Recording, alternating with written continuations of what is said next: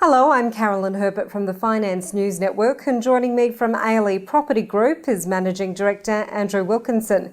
Andrew, welcome back. Thank you very much for having me. Andrew, you've just released your H1 2016 results. What were the highlights? It was another good 6-monthly result. The valuation of our properties increased.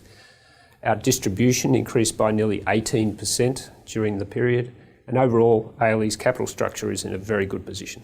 So what's the value of the portfolio today, and how does that compare to, say, the past 6 or 12 months? It comes in at just over $950 million today.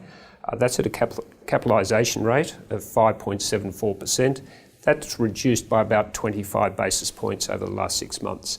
If I go back 12 months, it's reduced by nearly 60 basis points. So which areas and properties did best? Pretty much across the board, the value of the properties have increased. Why? Because the capitalisation rates have reduced and the rental income's increased.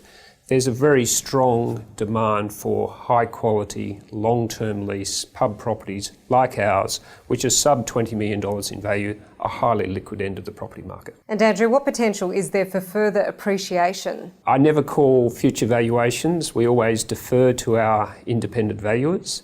But if low interest rates prevail or indeed head lower, there may be pressure for the cap rates to reduce, but again, we will defer to our independent valuers every time. And now to your cost of debt. What's the company paying now?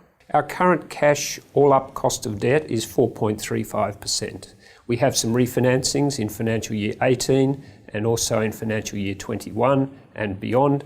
We've got all of our debt spread over the next 8 years at a very cost-effective rate, and indeed we've extended our hedging arrangements out to nearly 10 years on 100% of our debt. So a very low cost, low risk capital package. And still on finance, what are your gearing levels at the moment, and is it the company's intention to move this higher in line with your target gearing levels? Yes, the board does have a gearing range or a target of 50 to 55%. It's currently 45.7%. And that's a matter the board will give ongoing consideration to, but at this point we're happy at 45.7%. And Andrew, are there any other aspects of ALE's performance or general market conditions you'd like to mention? I mean, interest rates keep going lower. As each day goes past, it's extraordinary how far they've fallen. ALE hasn't waited for the bottom of the market. It's hedged its interest rates for the long term, and that sees ALE's interest expense each year for the next nearly 10 years locked in at a very low rate.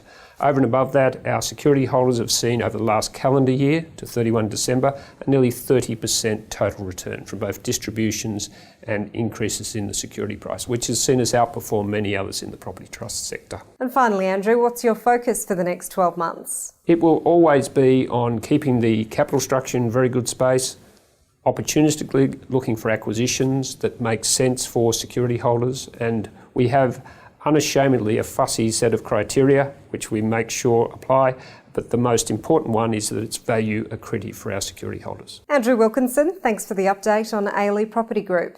Thank you for having me.